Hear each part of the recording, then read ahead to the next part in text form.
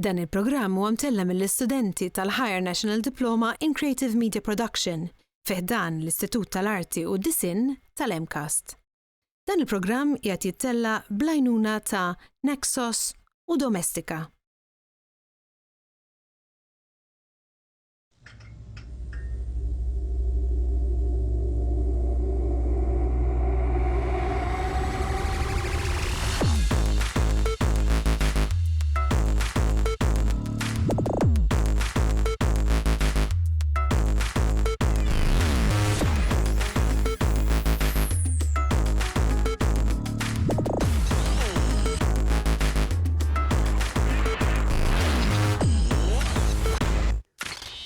Inselmilkom eżist telespettaturi li nilqawkom għad-9 episodju mis-sensiela Int Min Int. Palma stadrajtu tajjeb il-programm tagħna dejjem jibda b'diskussjoni fejn din il-ġimgħa s-suġġett tagħna se jkun jirrelata ħafna magħkom it-telespettaturi u jista' wkoll jitqies bħala mezz ta' rilassament għaliex se nitkellmu dwar il-mużika. Hawnhekk miegħi fl-istudju ser ikollu żewġ mistiedna fejn se nitkellmu dwar l-evolviment tal-mużika matul iż-żminijiet u wkoll kif eżvolġiet il-mużika sal-lum il-ġurnata.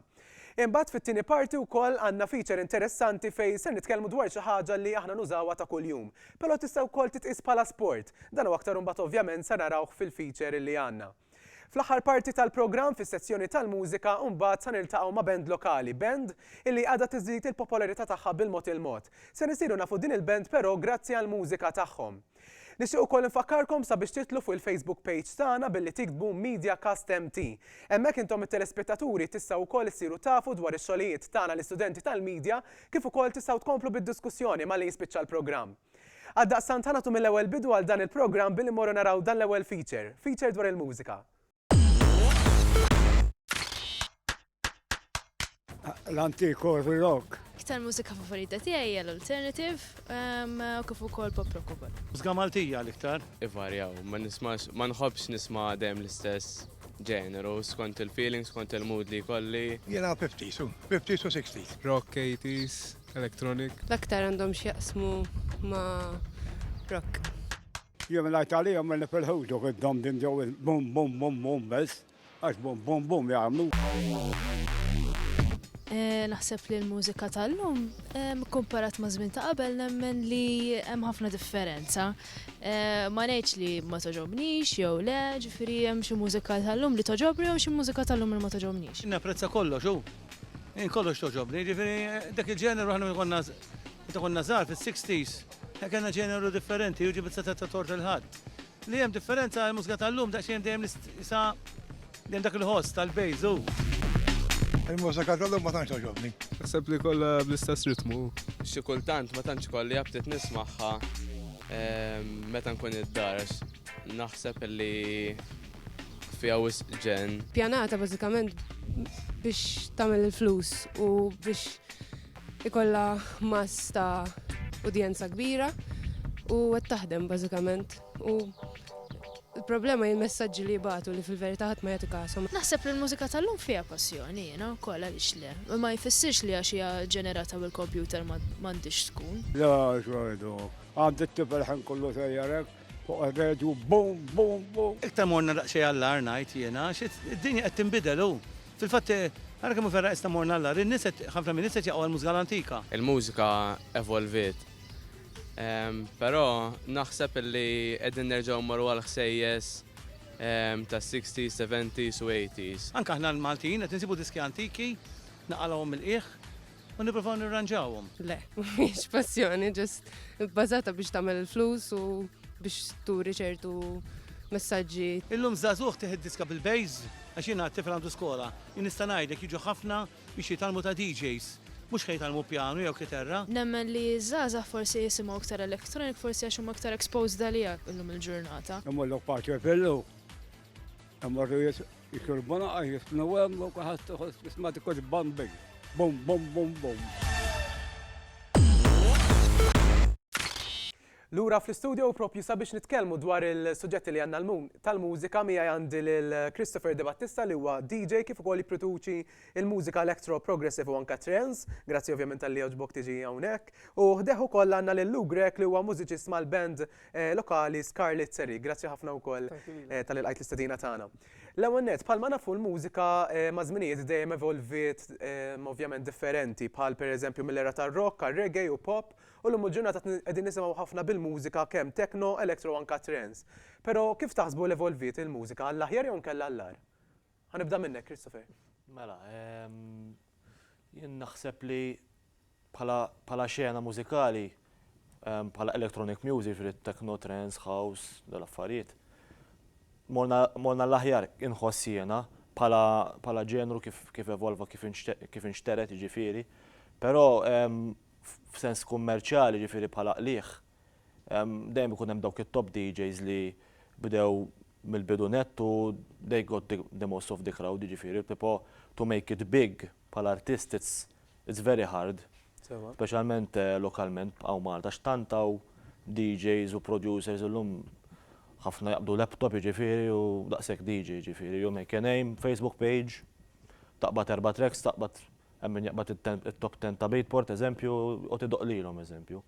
Hemm ħafna sfaċċettaturi differenti li wieħed irid joqgħod attent biex jiddistingwix inu DJ vera jew producer vera. Luki, ma fuq dak li qed jgħid Christopher, ma taħsibx li l-kapaċità tal-artistek naqset meta pereżempju kemm jiftaħ laptop, għandu programm, għandu software jaqbad u jagħmellek il-mużika hemmhekk? Għandek raġun, minn dak il-lat mhux fis-sens kif qed jgħid Chris, mhux fis-stil ta' trance u techno u hekk jiġifieri. Din affettwat ukoll il-mużika f'kull ġenru biex ngħidu hekk dan anki min jixtieq jirrekordja pereżempju diska rock jew diska pop. Illum l-istess ħaġa taqbad laptop, taqbad interface, taqbad straight through il-gitarra l huma ħafna metodi kif tista' toħroġ ħost li huwa pjuttost realistiku u vera u dawn huma mezzi ġifieri konvenjenti. U l-iktar ħaġa illi personalment għalija waqqat l-artist lura u għalli fejn qabel il-mezzi biex tirrekordja kienu tirrekordja 2-tape, basically 2-inch tape, u li what you have is what you get, speċi, dik it-take, it's what going to make it to the final cut. As opposed to l-lum, tista' toqgħod tirranġa wara, m'hemmx dik il jisid spinta li trittati to give your best from the first try. U jisu minn hemmhekk jisu trabbi ċertu was fil-mużiċist, sort of. Dik il-ħaġa. Forsi din nagħmlu hekk ukoll għaliex iż-żgħażagħ dawk li jridu jisimgħu jista' jkun x'taħsbu? Nifhem, naqbel miegħek fil-kontest li they want entertainment, ġifieri, they don't care how you did it, they only want what they want, ġifieri jekk diska tinstema' tajba dan ma jimpurtax jekk għamlu qed neżaġġana għatru child slavery eżempju, l-aqwa li tinstema' tajjeb, l-aqwa li jieħdu gost biha, dak l-importanti għalihom. U anke eżempju kif bdejt ngħid l-ewwel tal-laptop ma rridx immaqdar ġifieri hawn ħafna laptop DJs li naf li bdew tru eżempju CDJs u mbagħad evolvew għax let's face it, it's the way forward. Ekku ma' teknoloġija ovvjament. Komdu kun iktar kreattiv bl-effects u hekk, però kif nista' ngħid biex tattira l-crowd dik entertainment, that's the number one priority. It's not how you deliver the music, it's what you do. It's the music, it's to attract the crowd. Ma jiena taf kif nara l-mużika tal-lum jisa ma tibqax tissemma, pereżempju jien naf noħdu song Let It Be sewwa tal-Beatles. Ovvjament ara kemm ilha li ħarġet wara kemm hija popolari sal-lum il-ġurnata ġifieri, però mużika li toħroġ illum il-ġurnata mbagħad ma tibqax tissemma l-tul ta' żmien. X'taħseb li huwa l-fattur li jiġri? Dik fatta inti stess, għax ara kemm ilha li ħarġet u ara kemm kienet hit. Ovvjament nikkonsidraw iż-żminijiet u l-ċirkostanzi li kienu dak iż-żmien. Imma żminijiet ovvjament inbidlu xorta ta' popolari llum il-ġurnata. Dik ġifieri hemm it-time factor fiha d-diska. Iktar ma jgħaddi żmien u iktar ma diska tibqa' tissemma, anki ħadidħol f'ħafna elementi ta' pop culture u hekk ħatibda tissemma ħafna. Ħassir iktar parti mill-lifestyle tad-dinja sort of. Jien ma naqbilx li d-diska li toħroġ illum issa tibqa' tissemma. Pereżempju jien nġib eżempju b'diska ta' Guns N' Roses, Sweet Child of Mine. Ħarġet fil-1987, Let It Be ħarġet around 1970. Hemm 17 sena differenza minnhom, imma huma tnejn diski popolari immens. Imma il-fatt illi ilhom numru ta' snin li ħarġu, irnexxilhom irabbu ċertu popolarità. Pereżempju jiena ngħid diska tal-Killers, pereżempju Mr. Brightside li ħarġet ftit ilu, kważi ftit inqas minn 10 snin ilu. Naħseb illi s'issa fil-ġurnata llum hemm nies li jieħdu sem li jieħdu kost, jisimgħuha u naħseb illi 10 snin, 15 sena ilu għaliex le ma jibqax tissemma band bħal Killers pereżempju. Ma x'jistgħu jagħmlu biex din tkun hit li tibqa' għaddejja? Għaliex illum il-ġurnata ma jiġ dik fejn il-hit factor speċi tal-mużika tal-lum il-ġurnata? Alright. Naħseb il-hit factor jonqos progressivament għax is-suq kiber. Kif konna ngħidu ħafna iktar aċċess illi wieħed jista' jagħmel mużika minn bedroom studios pereżempju, and it still has a good chance of making it u tilħaq il-widnejn tal-massa. U ovvjament minħabba fekk hemm iktar diffikultà biex forsi kif qed tgħid inti make it big sort of in the same way as Let It Be and other songs did it, speċi. Kristof, hawn hawn min ukoll jgħid illi mużiċisti bħal pereżempju anke kantanti bħal Michael Jackson, il-Beatles, eċċetera, ma jistgħux jiġu mqabblin mal-mużiċisti u l-bands tal-lum il-ġurnata. Għaliex taħseb? Jien nemmen ma li tipo you have to seize the moment għax meta huma ħarġu b'daw id-diski dak il-moment isu the right moment at the right time kif jgħidu. Tipo illum hawn ħafna artisti u ħafna bands hawn għexieren. U dak iż-żmien kien hawn inqas. Allura n-nies iktar ħajmorru kun hemm iktar concentration. Allura diska tinferex iktar malaj magħhom għax m'hemm xi għażla ta' top bands madwar id-dinja kbira. Allura ikun hemm dawk l-erba' ngħidulhom jiena u għal dak iż-żmien partikolari. The Elite. Eżatti, The Elite. U anke fix-xena lokali l-istess ifraw top DJs, ma se noqgħod insemmihom jiġifieri u il-massa hemmhekk itmur għax they were the pioneers tal-bidu. U dik tgħin ħafna anke fix-xena elettronika ġifieri bħal let's say għal minn Van Buren bħal diski li jibqgħu jissemmew Communication eżempju, Exhale, dawk it-tip ta' diski għax hu ħareġ b'ċertu ħoss li jikkaratterizza. Malaj spiċċanna qed nitkellmu fuq il-mużika daħlet il-mużika f'moħħha spiċċanna l-ħin. Fejn taħsbu li ħadd tiżvolġi l-mużika? Malaj ħanibda minnek Luke. Fil-snin li ġejjin, ġifieri. Mela, il-mużika naħseb jiena li ħadd tkompli ovvjament tikber bir-rata vera rapida fis-sens tikber fil-ma sens. Ħatibqa' tkun ħafna available u through mezzi bħal iTunes u ħafna distributors hekk ħad tkun iktar available u ħajkun hawn iktar min jipprovdiha kif qed ngħidu. Tipproduċi l-mużika hija ħaġa komuni issa, hija iktar komuni m'għandekx għalfejn jkollok studio enormi jew post. Mill-faċilità tad-dar biex ngħidu hekk. B'apparati li jiswa ħafna liri, dika issa it's a thing of the past. Għax ħafna apparat ġie sostitwit b'affarijiet li huma software, digital u għadin f'dilira. So technically hemmhekk nara sejra l-xena. Christopher? Naqbel 100% li qal ukoll ġifieri Luke, għax bit-teknoloġija tal-lum dejjem biex jienu l-qudiem u dejjem l-affarijiet jiġkienu. Studio llum sar tista' tagħmlu mid-dar kollok kwalità viċin mhux ħanajt l-istess, ġifier dejjem studio professjonali ħajtik dak li nħallas talih. Però you can make it big kif kien qal ukoll qabel from your bedroom jiġifieri. Nixtieq ringrazzakom ħafna tal-ħin tagħkom, ovvjament il-ħin tarinna, jiena minn hawnhekk lilkom it-telespettaturi ħanoħodkom għal parti li jmiss tal-programm ibqgħu magħna.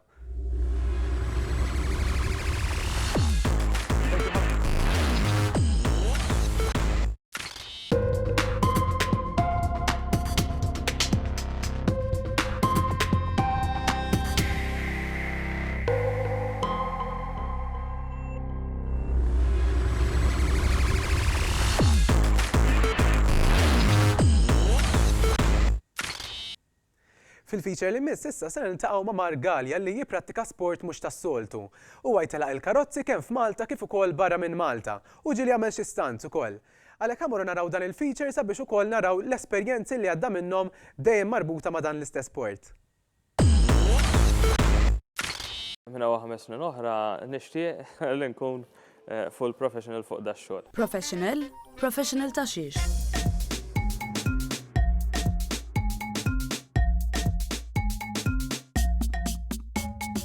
Illum ser nlaqqawkom ma' Margalja, rally driver li ilu jipprattika dan l-isport mis-sena 2000. Drifting għalija huwa sport kemm xejn ġdid u Malta, huwa mod kif tesprimi ruħek, huwa adrenaline rush.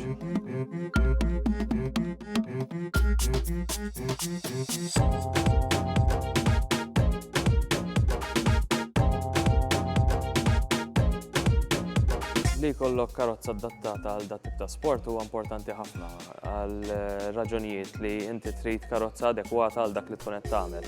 Issa jekk huwa għad-drifting normalment irid ikun rear wheel drive. Issa jekk kollok ħafna power jew ftit inqas power hija oġġett li tista' ddur miegħu. Ovvjament jiddependi fejn tkun qed tuża l-karozza wkoll. Jekk ikollok post żgħir, allura m'għandekx bżonn dak il-kwantità ta' brake horsepower.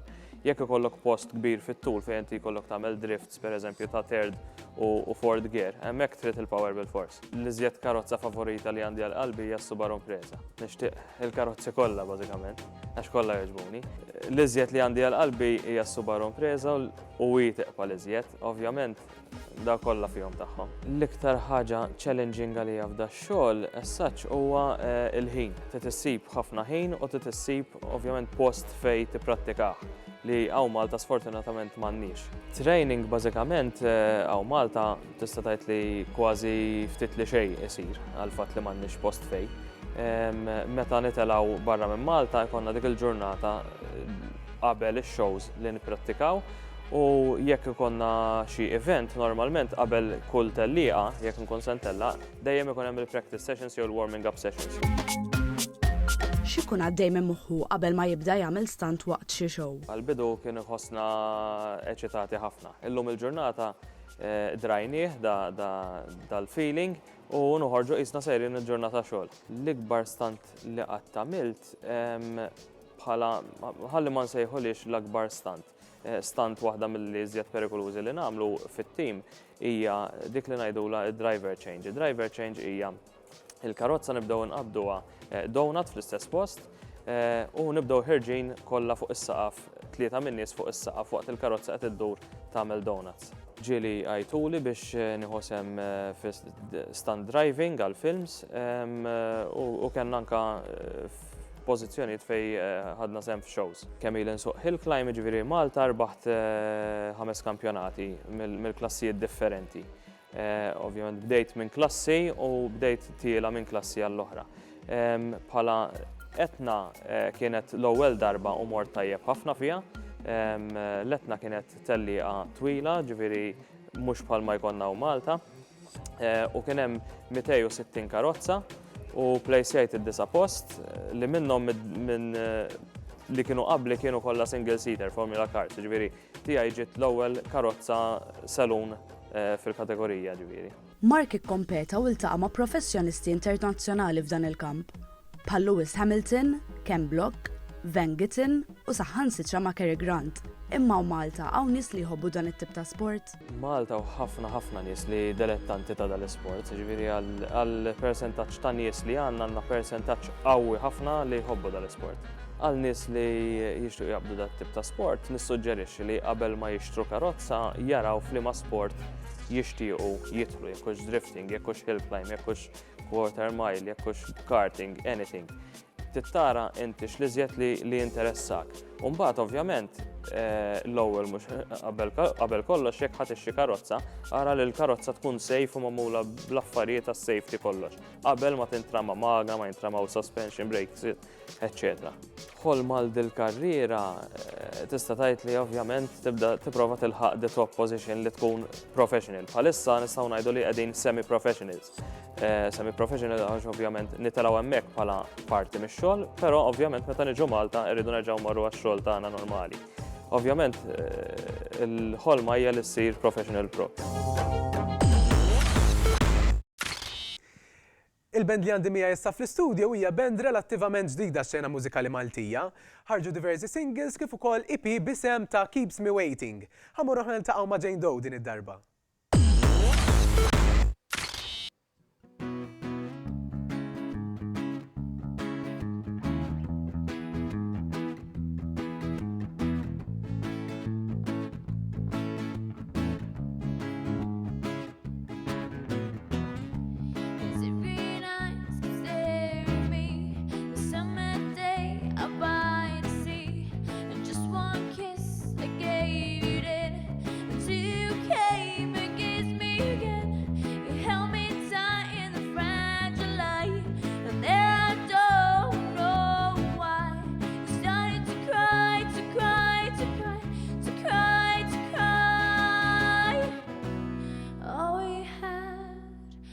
castles made of sand, and all we left was something we could mend.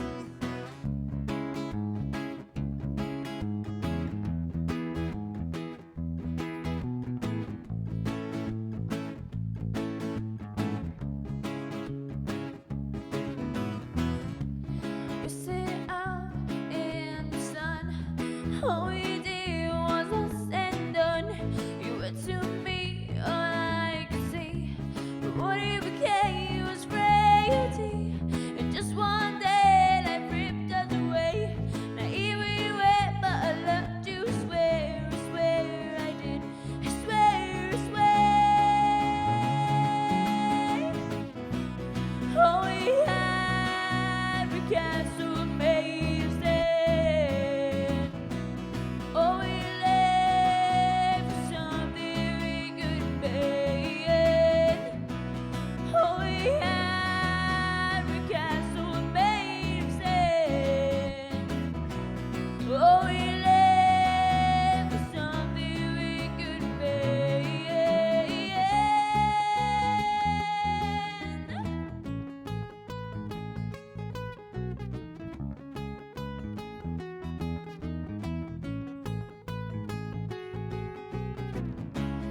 Oh, we have a castle made of sand.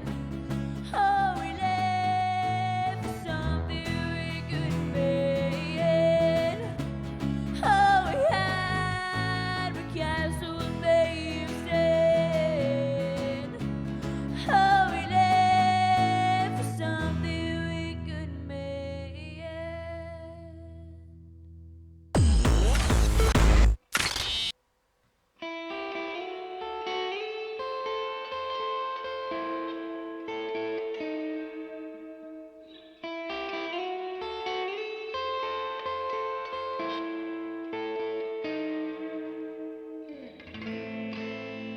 Take me on a ride in the back of your old car, down the highway we run, riding on the desert sun. Come take me down the road with you.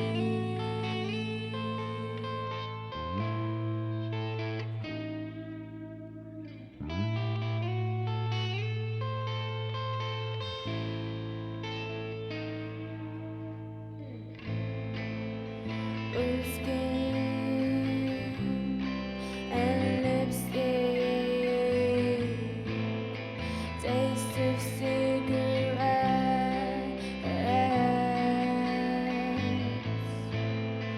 black and white pictures,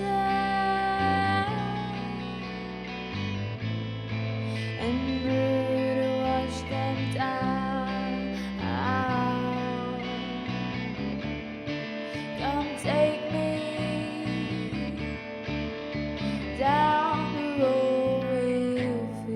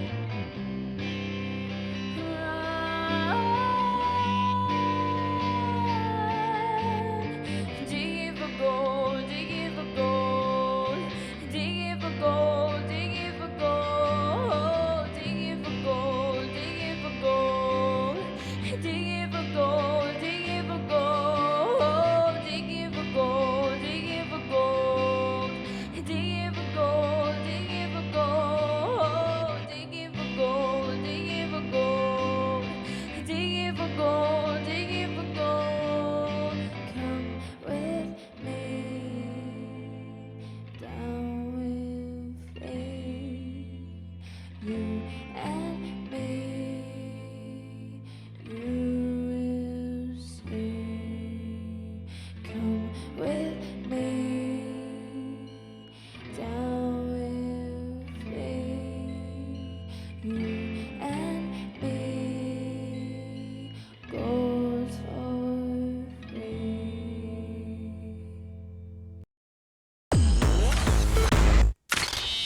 Grazzi ħafna lil band J-Do, grazzi wkoll il-mistiedna li kelli miegħi hawnhekk fil-programm. Minn qalbi wkoll nixtieq nirringrazzja ħafna lill-istudenti kollha tal-Media tal-MCAST li jaħdmu ħafna sabiex jittella dan il-programm.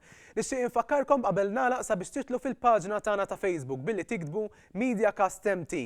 Hemmhekk intom it-telespettaturi tistgħu tkomplu bil-diskussjoni li kellna hawnhekk fl-istudio. Jiena ma tfadalli xejn li fil-insellmilkom niltaqa' magħkom bħallum ġimgħa fl-istess ħin. Ċaw ċaw saħħiet.